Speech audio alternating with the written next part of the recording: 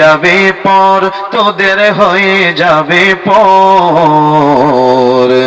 এই পৃথিবীর সবই যে পর, নয় করে আপন। এই পৃথিবীর সবই যে পর, নয় করে আপন। ওই দুনিয়ারি মায়ায় পড়ে, দুনিয়ারি মায়ায় পড়ে, ভুলিস না সকল তোরা সকল। এই পৃথিবীর সবই যে পর, নয় করে আপন। এই পৃথিবীর সবই যে পর, নয় করে আপন। জোরে বলেন ঠিক কিনা? ও প্যারে হাজিরিন, কিছু সময় মাহফিল কমপ্লিট করে তারপরে আমরা যার যার বাড়িতে চলে যাব। কথা বলেন ঠিক কিনা? এখানে সারা রাত্র ভরে মাহফিল হবে না, অথবা লম্বা সময় ধরে মাহফিল হবে না। কিছুক্ষণের জন্য এখানে আসলাম, কিছুক্ষণ পরে এখান থেকে আমরা বিদায় হয়ে চলে যাব। ও আমার প্যারে হাজিরিন, পরজগতের সময়ের সঙ্গে এই দুনিয়ার সময় যদি তুলনা করা হয়, ওই জগতের একদিন আর এই জগতের 1000 বছর সমান। সুবহানাল্লাহ। ওই জগতের একদিন এই জগতের অন্তত 1000 বছর সমান। হযরত আদম আলাইহিস সালাম থেকে শুরু করে আজকে আমাদের এই মাহফিল পর্যন্ত 8000 বছরের মতো হয়েছে। কত বছর? 8000 বছর। ঈসা আলাইহিস সালামের ওনার জন্ম থেকে এই পর্যন্ত মাত্র 2015 বছর। আমার নবী মাত্র প্রায় 1500 বছরের মতো। অর্থাৎ আদম আলাইহিস সালাম থেকে শুরু করে এই পর্যন্ত মাত্র 8000 বছর পৃথিবীতে মানুষ আগমন করলো। ও প্যারে হাজিরিন, 8000 বছর যদি সম্পূর্ণ ধরি, ওই জগতের মাত্র 8 দিনের সমান হয়। ও নবী প্রেমিক, অলি প্রেমিক, দুনিয়ার বাসিন্দারা, দুনিয়াতে আসার পরে মনে হয় কত লম্বা সময় দুনিয়াতে বাঁচতেছি। 100 বছর, 80 বছর, 50 বছর, 70 বছর দুনিয়ার মায়ায় এমন করে আমরা মোহে পড়ে গেলাম, এমন করে মত্ত হয়ে গেলাম, মনে হয় এটাই আমার চিরস্থায়ী বসবাস। অথচ ওই জগতের সময়ের সঙ্গে যদি তুলনা করা হয়, দুনিয়ার সময়টা মাত্র কয়েক মিনিট অথবা কয়েক সেকেন্ডের ব্যাপার। ঠিক না বলেন? ওরে এমন একদিন আসবে তোমার, এমন একদিন আসবে তোমার, দেহ থাকবে পরে। ঠিক কিনা বলেন? ঘর তোমার পরে যাবে কাল বৈশাখী ঝড়ে, ঘর তোমার পরে যাবে কাল বৈশাখী ঝড়ে। ঠিক কিনা জোরে বলেন? আপনার হাজিরিন, আমার আল্লাহ ঘোষণা করছেন, الذي خلق الموت والحياة ليبلوكم أيكم أحسن عملا। আল্লাহু আকবার। আমার আল্লাহ বললেন, আমি তো জীবন সৃষ্টি করলাম তোমাদের জন্য, আবার মরণ সৃষ্টি করলাম তোমাদের জন্য। যত সৃষ্টিকে, রূহকে জীবন দিলাম, ওই জীবনওয়ালাদেরকে আবার মরণের স্বাদ গ্রহণ করতে হবে। জীবনের পরে একটা সময় তোমাদেরকে দুনিয়ার জমিনে আমরা পাঠাইলাম, আমি আল্লাহ পাঠাইলাম। এরপরে আবার মরণ দিয়া আমি দুনিয়ার থেকে তোমাকে নিয়ে আসব। মানে জীবন দিয়া পাঠাইলেন, মরণ হলে আপনাকে আমাকে পরপারে নিয়ে যাবে। কথা বলেন ঠিক কিনা? নাকি মরণ দিয়া পাঠাইছে, জীবন দিয়া নিবে, এরকম না। জীবনের স্বাদ দেওয়া হইল রূহকে, বেঁচে রইলাম। আমার আল্লাহ বললেন, লিয়াবলুয়াকুম আইয়ুকুম আহসানু আমালা। যার কার আমলটা কেমন সুন্দর হবে, কার আমলটা কত ভালো হবে, আমি আল্লাহ সেই বিষয়টা জাস্টিফাই করার জন্য তুমি বান্দা আমার সঙ্গে রূহের জগতে ওয়াদা করেছিলে, আমাকে রব বলে মেনে নিয়েছিলেন। আমি আল্লাহ দুনিয়ার জমিনে এই জন্য পরীক্ষার জন্য পাঠালাম, শুধু জবান দিয়া নয়, কাজে পরিণত করতে পারো কিনা। এই জন্য তোমার বিরুদ্ধে, তোমার কলবের মধ্যে ধোঁকা দেওয়ার জন্য, শয়তানি ওয়াসওয়াসা দেওয়ার জন্য শয়তানকে পাঠিয়ে দিলাম। তোমার মধ্যে কাম, ক্রোধ, লোভ, মোহ, হিংসা দেমাগ দিয়া দিলাম।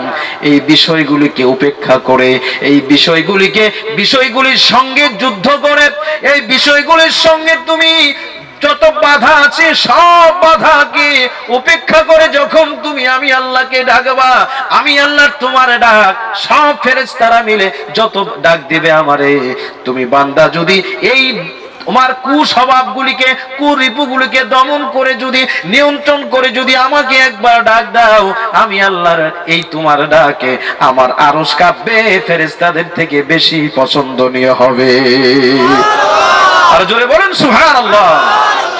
হৃদয়ের জানালা খুলে দাও না, প্রভুর প্রেমে মন সারা দাও না।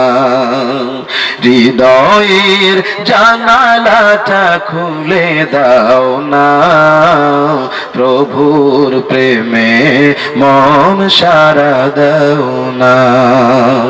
বিশ্ব মালিক যিনি আল্লাহ মহান, সৃষ্টি তারি এই নিখিল জাহান, বলেন না মারহাবা।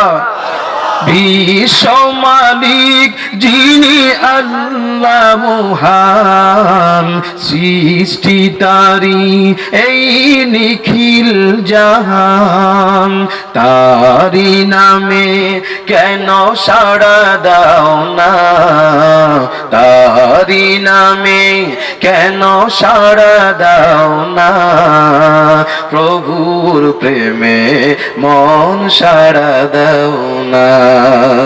হৃদয়ের জানালাটা খুলে দাও না, প্রভুর প্রেমে কেন সাড়া দাও না। ও প্যারে হাজরিন, পৃথিবীর মধ্যে সামান্য কিছু সময়ের জন্য আল্লাহ পাক আমাদেরকে পাঠালেন। আমার আল্লাহ বললেন, লিয়াবলুয়াকুম আইয়ুকুম আহসানু আমালা, কার আমলটা কত সুন্দর হয়, কত ভালো হয়, কত মন্দ হয়, কার থেকে কারটা ভালো হয় আমি আল্লাহ দেখব। এই জন্য পরীক্ষার জন্য তোমাকে দুনিয়ার জমিনে পাঠাইলাম, পরীক্ষার জন্য তোমার ইবাদত করতে যেন তোমাকে জিহাদ করতে হয়, কষ্ট করতে হয়, ঘরে বসে থাকতে মনে চায়, কিন্তু মনের বিরুদ্ধে যুদ্ধ করে তোমাকে মাহফিলে আসতে হবে, মসজিদে আসতে হবে। কথা বলেন ঠিক কিনা? এইরকম বিষয়গুলি অন্তরে ফি সুদুরিন নাস, মানুষের বক্ষের মাঝে শয়তান এসে ধোঁকা দেয়। কথা বলেন ঠিক কিনা?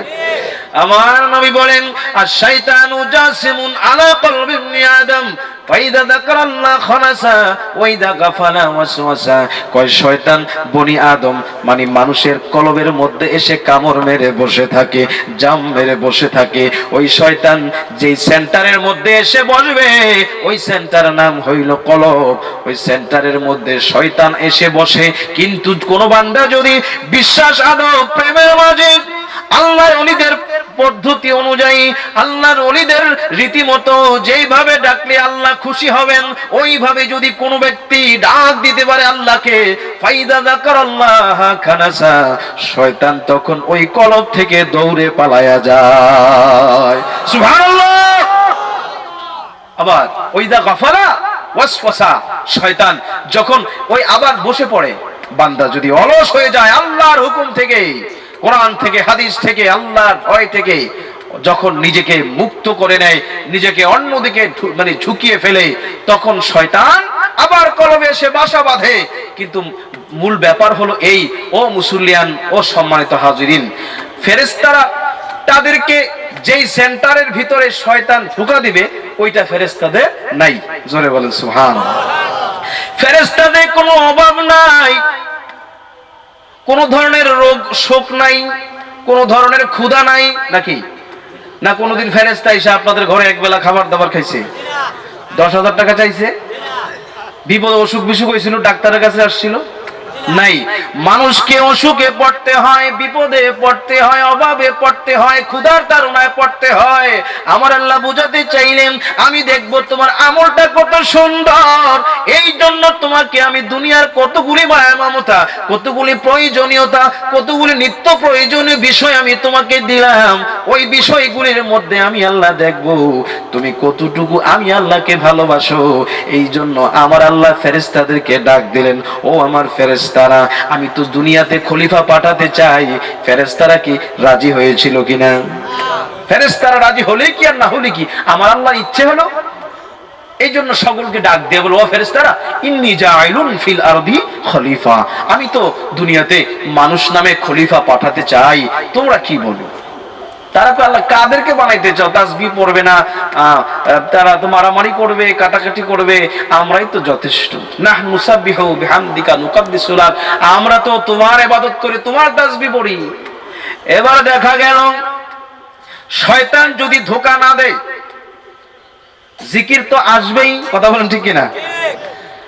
কাম ভাব যদি না থাকে, অন্যায় পথে যৌবন চাহিদা মিটাতে যাবে কি যাবে না? প্রশ্নই আসে না। কারো যদি যৌবন না থাকে, সেই ব্যক্তি কি যৌবনের চাহিদা মিটাতে অন্যায় দিকে যাবে? যাবে না। ক্রোধ আছে, রাগ হয়ে মানুষকে মাথা ফাটাতে পারে। হিংসা আছে, আরেকজনের ভালো দেখেছে মানে স্পর্শকাতর হতে পারে, এমনি ভাবে দেমাগ থাকতে পারে। এগুলি কিন্তু শয়তানের, এগুলি কিন্তু ফেরেশতার নাই। কথা বলে ঠিক কিনা?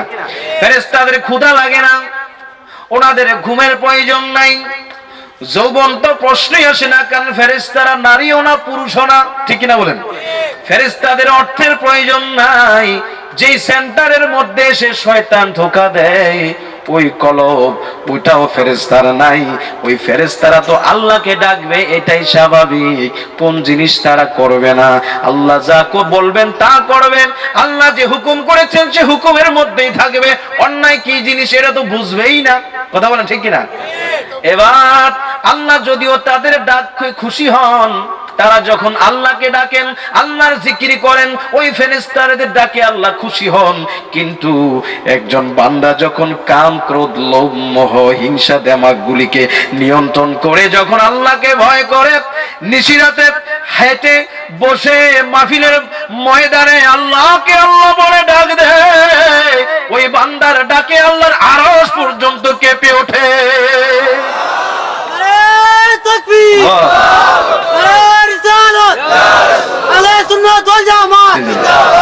ও প্যারে হাজিরিন, শয়তান কলব থেকে দূর করতে হলে আল্লাহর ওলিদের মাধ্যমে সিস্টেম অনুযায়ী আল্লাহকে ডাকতে হবে।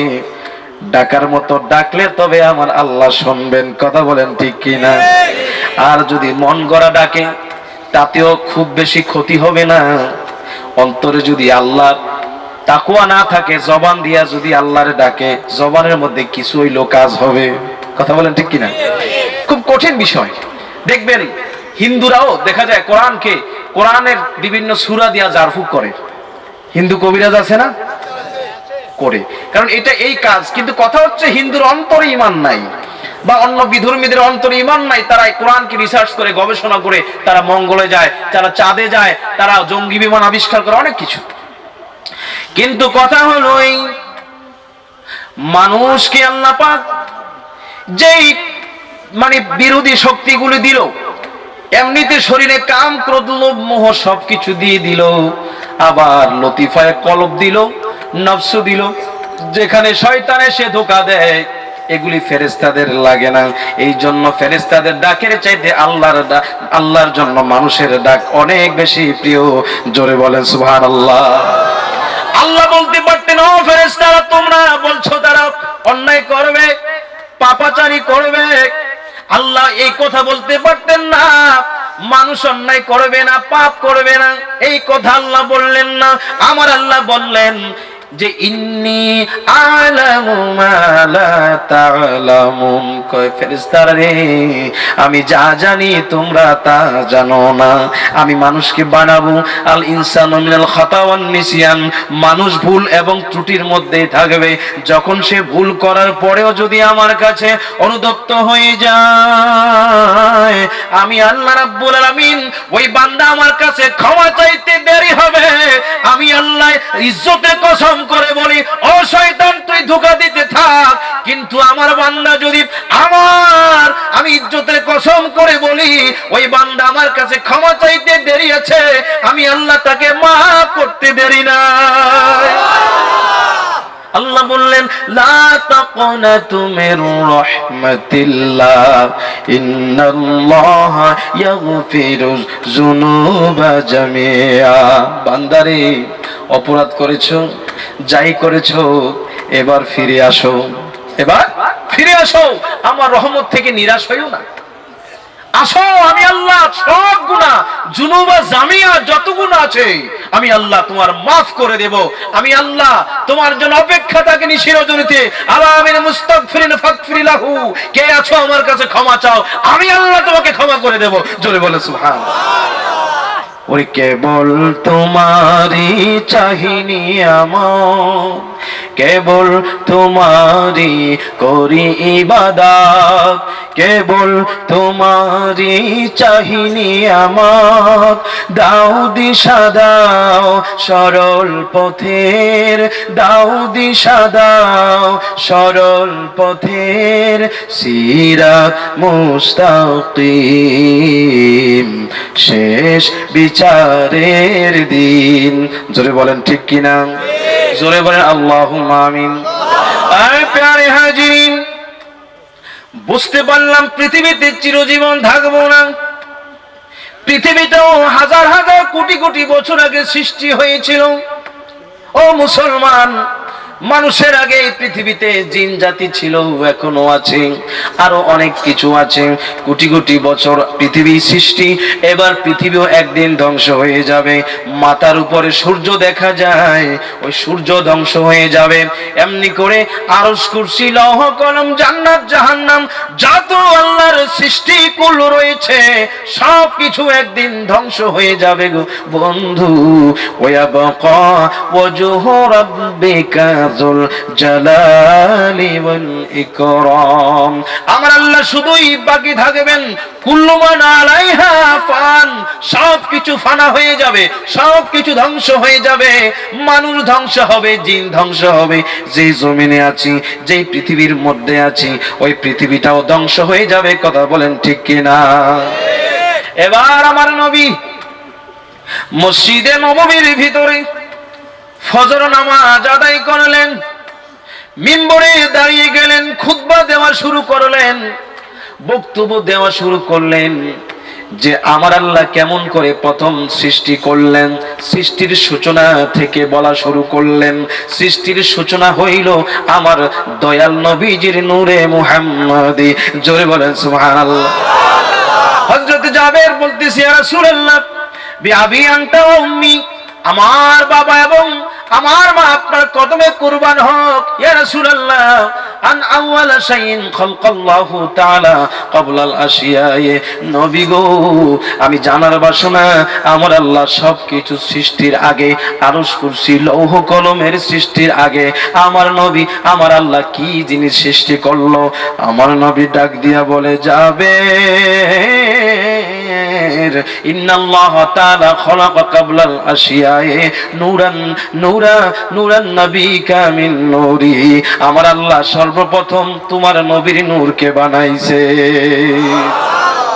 আমার নবী সৃষ্টির সূচনা থেকে আলোচনা শুরু করলেন। ওই নবীর নূর থেকে তামাম জাহান পয়দা, আরশ, কুরসি, লৌহ কলম, আসমান, জমিন, গ্রহ, তারা, সূর্য। এবার আমার নবী আলোচনা শুরু করলেন কোন সৃষ্টির পরে কোন সৃষ্টি হয়েছে, কোন ঘটনার পরে কোন ঘটনা ঘটেছে। বলতে বলতে বলতে বলতে বন্ধুরা জোহরের সময় হয়ে গেল।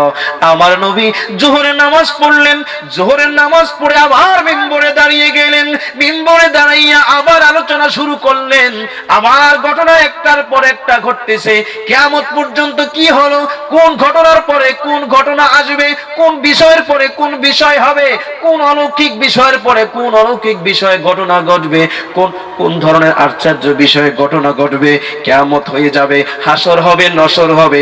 এমনি করে মানুষ কিছু জান্নাতি হবে, কিছু জাহান্নামী হবে।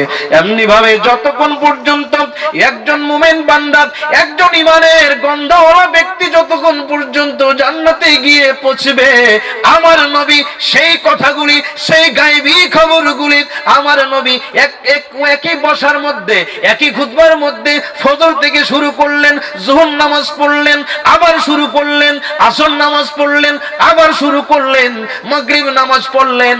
এমনি ভাবে সারাদিন ধরে আমার নবী তামাম সৃষ্টিকুলের বিস্তারিত ঘটনাগুলি সাহাবা কিরামদের মাঝে স্পষ্ট করে জানায়া দিলেন।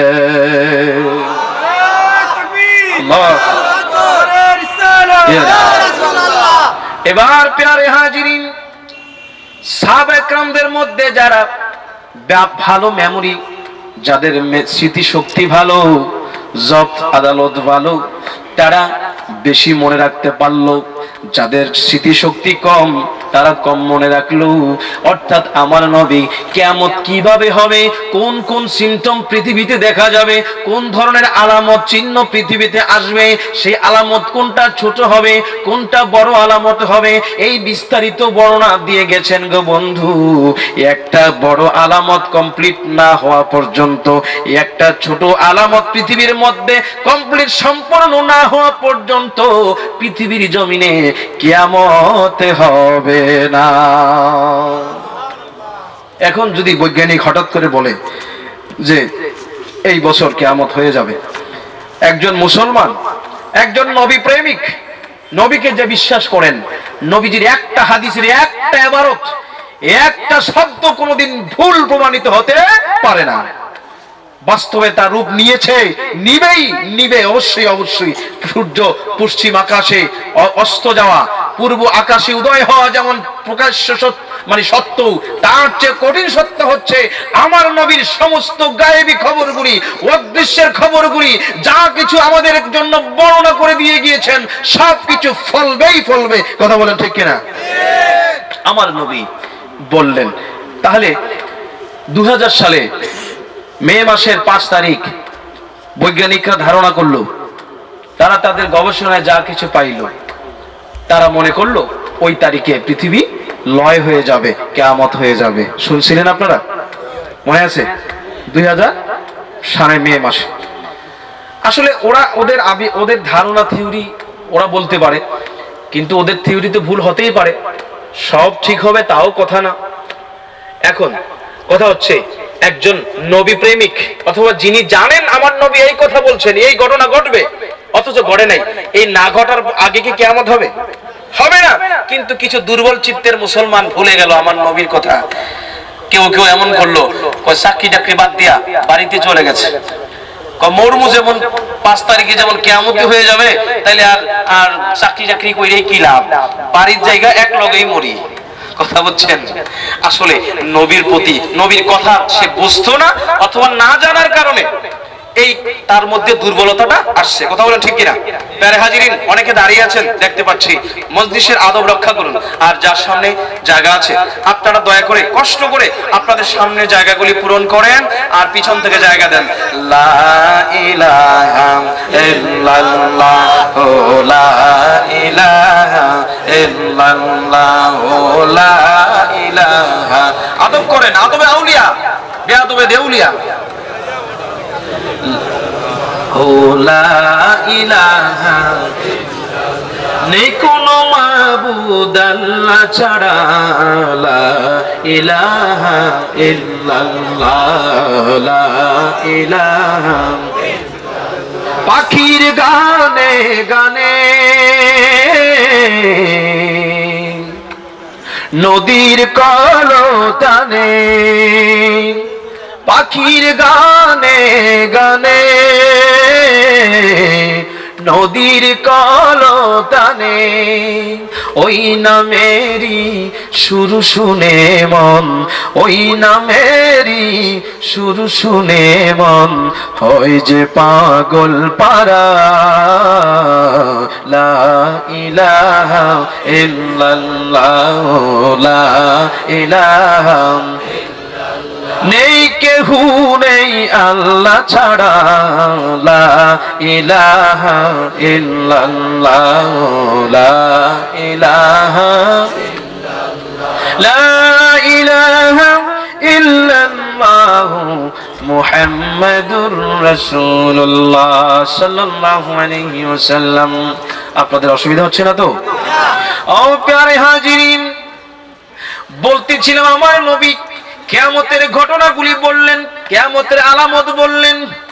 মুসলমান যদি ভালো করে জানে তাইলে তারা সতর্ক হতে পারবে, তারা ঈমানের প্রতি আমলের প্রতি ঝুঁকতে পারবে এবং পরকালীন সময়ের জন্য তারা আগে ভাগে তৈরি হবে। ও মুসলমান, মরার সময় হায় হায় করলে চলবে না, মরার আগেই নিজের ইচ্ছাটা কুরবান করে মরে যেতে হবে। মানে আল্লাহর কদমে, আল্লাহর কুদরতি কদমে, আল্লাহর ওলির উসিলায় আত্মসমর্পণ করতে হবে, সারেন্ডার করতে হবে আল্লাহর কুদরতি কদমে। তারপরে যদি আপনি যান, আমার আল্লাহ বলছেন লা খাউফুন আলাইহিম ওয়ালা হুম ইয়াহজানুন, তাদের কোনো ভয় পাওয়ার কিচ্ছু নাই, চিন্তিত হওয়ার কিচ্ছু নাই, আগে ভাগে তারা মরে গেছে। সুবহানাল্লাহ বলেন। ও মুসলমান, কবরের পাশ দিয়ে তুমি যাচ্ছ, তুমি ধ্যান করো, বিশ্বাস করো কবরে তোমাকে একদিন যেতে হবে, ঠিক কিনা?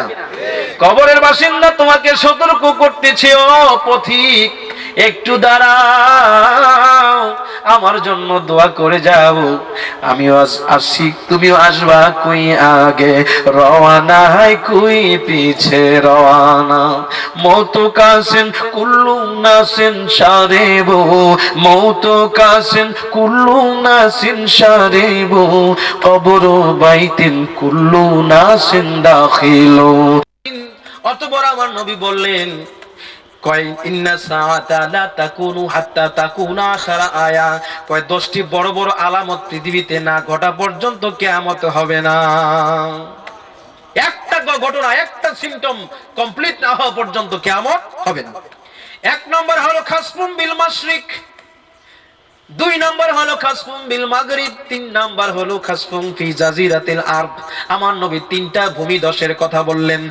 পৃথিবীর পূর্ব প্রান্তের একটা বিশাল জমি, পৃথিবীর পশ্চিম প্রান্তের একটা বিশাল জমি, এমনকি আরব দেশের একটা বিশাল জমি, একটা ভূমি ধসে পড়ে সাগরে বিলীন হয়ে যাবে।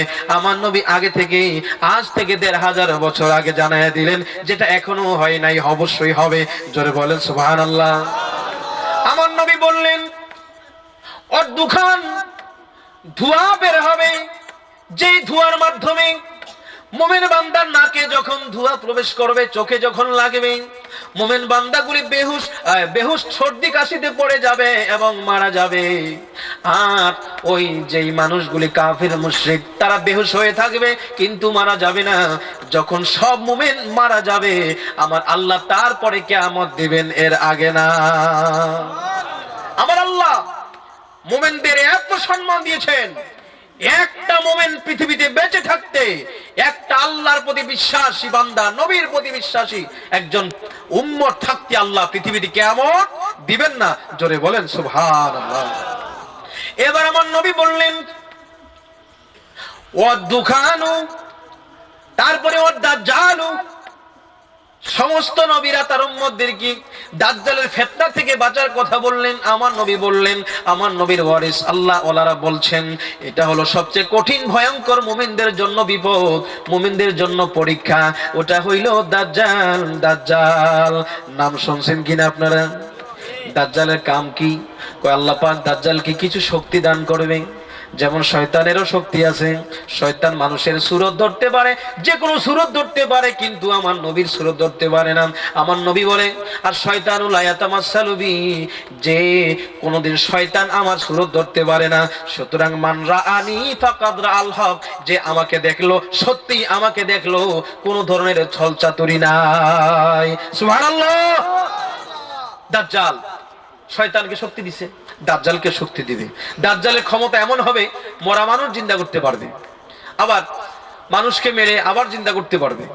দাজ্জালের এক হাতে বেহেশত আর এক হাতে দোজক থাকবে। হাকিকতে এইটা বেহেশত না, ওইটা দোজকও না। তবে যারা দাজ্জালের বেহেশতে যাওয়ার জন্য পাগল হবে, আল্লাহর দোজকে তারা চলে যাবে। যারা দাজ্জালের দোজকে যাওয়ার জন্য তৈরি থাকবে, তারা আল্লাহর বেহেশতে চলে যাবে। সুবহানাল্লাহ বলেন। দাজ্জালের কপালে কাবালি পারা কাফের লেখা থাকবে।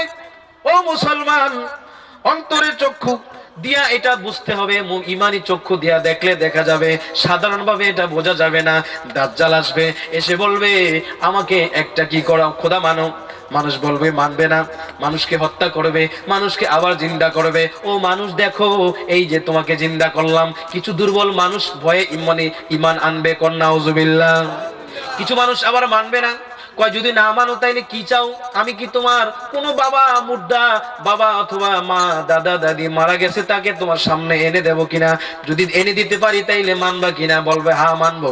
এবার অথবা জিনের সুরত ধরে অথবা বিভিন্ন ভাবে সে সামনে এনে তার অবিকল মায়ের মতো দেখাবে। মানুষ ইমান হারিয়ে ফেলবে, দুর্বল মানুষ ইমান হারিয়ে ফেলবে। কিন্তু মুমিন বান্দারা দেখবে স্পষ্ট ভাবে দাজ্জালের কপালে কাফারি পে কাফের লেখা আছে। বলবে ও দাজ্জাল, তুমি মানুষ, কোনোদিন তোমার মানতে রাজি না, তুমি অবশ্যই তুমি কাফের, তোমার প্রতি ঈমান আমাদের হবে না। এই কথা বললে তাকে মেরে দাজ্জাল তার জাহান্নামে ফেলে দিবে মুমিন বান্দাকে। হাকিকতে ওইটা জাহান্নাম না, ওইটা হইলো জান্নাতে যাওয়ার রাস্তা। জোরে বলেন সুবহানাল্লাহ। এমনি ভাবে অনেক ঘটনা। দাজ্জালকে ধ্বংস করার জন্য হযরত ঈসা আলাইহিস সালাম আসবেন, ও নুজুলু ঈসা ইবনে মারইয়াম। এরপরে ইমাম মেহেদী আলাইহিস সালাম আসবেন, ঈসা আলাইহিস সালাম আসবেন। ঈসা আলাইহিস সালাম এসে দাজ্জালকে পৃথিবী থেকে বিদায় করবেন। ও মুসলমান, এরপর আরেকটা বাহিনী আছে, এটা হলো ইয়াজুজ মাজুজ বাহিনী। তারা মানুষকে এসে লুণ্ঠন করবে। অনেক লম্বা কথা, সময় আর আছে অল্প কয়েক মিনিট, সংক্ষেপে কথাগুলো একটু গুছিয়ে দেব। ও মুসলমান, লক্ষ্য করেন, এরপরে দেখা গেল যে আসবে দাব্বাতুল আরদ, একটা প্রাণী। পৃথিবী যখন পূর্ণ কম্পন হবে, বিশাল ভূমিকম্প হবে, সাফা পাহাড় ফেটে গিয়ে একটি প্রাণী বের হয়ে আসবে। যে প্রাণীটার সুরতটা চেহারাটা হবে মানুষের মতো, কথাবার্তা মানুষের মতো, কিন্তু হাত পা অঙ্গগুলি বিভিন্ন জানোয়ারের মতো।